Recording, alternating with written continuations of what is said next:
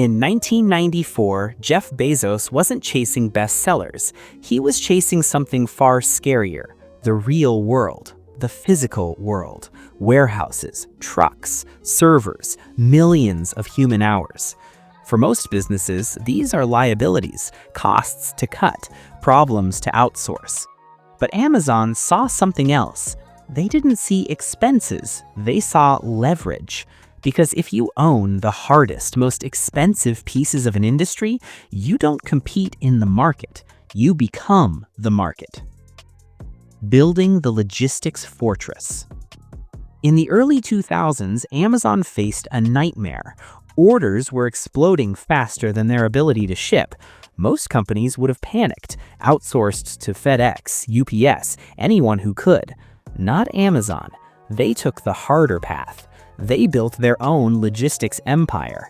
Billions poured into fulfillment centers, not warehouses, machines disguised as buildings. Robotics fused with human labor, optimized for one thing: speed at scale. In 2012, they acquired Kiva Systems, not to catch up, but to lock competitors out of the future of logistics. Then came the masterstroke, Fulfillment by Amazon, FBA. Amazon realized they had built more storage, shipping routes, and efficiency than they personally needed. Instead of letting it sit idle, they rented it out. Small businesses paid Amazon to store, pack, and ship their goods. Their competitors were now funding Amazon's empire. Today, over half of all products sold on Amazon come from third-party sellers, all paying tolls to move on Amazon's roads. The warehouse stopped being a cost, it became a product. The invisible digital empire. While trucks moved boxes, something quieter and far more powerful was unfolding. Amazon's engineers were stuck. Every new feature meant rebuilding databases, storage, computing power from scratch. Slow, inefficient, expensive. Then Bezos and Andy Jassy realized something critical. If Amazon struggles, the world struggles. In 2006, Amazon did something audacious. They took their internal computing backbone and started renting it by the hour. Amazon Web Services, AWS. They weren't selling software, they were selling the raw infrastructure of the internet. Netflix runs on AWS, Airbnb runs on AWS, governments run on AWS.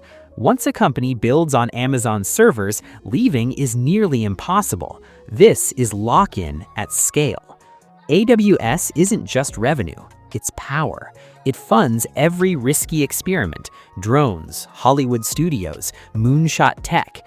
AWS is not a side business, it's the engine. Behavioral infrastructure.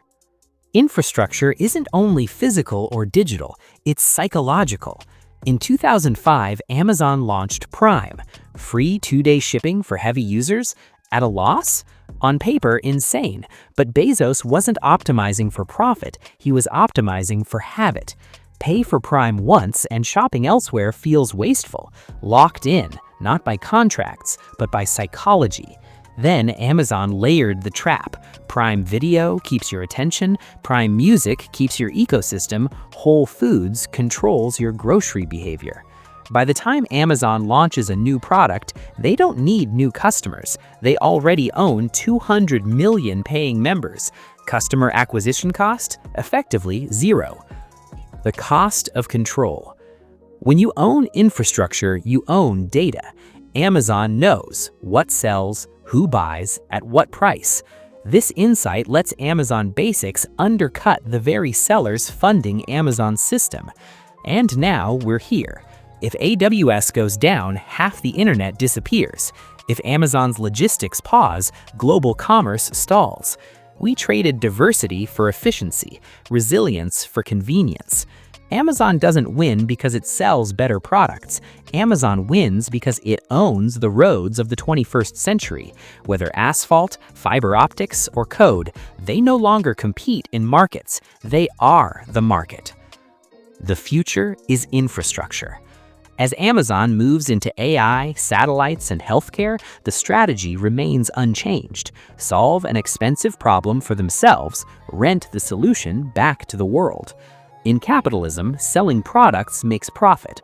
Owning infrastructure makes power. So here's the real question. Is Amazon the most efficient machine ever built, or the most dangerous monopoly the future has seen? If you enjoyed this deep dive into the engines of the global economy, subscribe to Framework Prime. We explore the systems that run our world. What infrastructure will Amazon conquer next?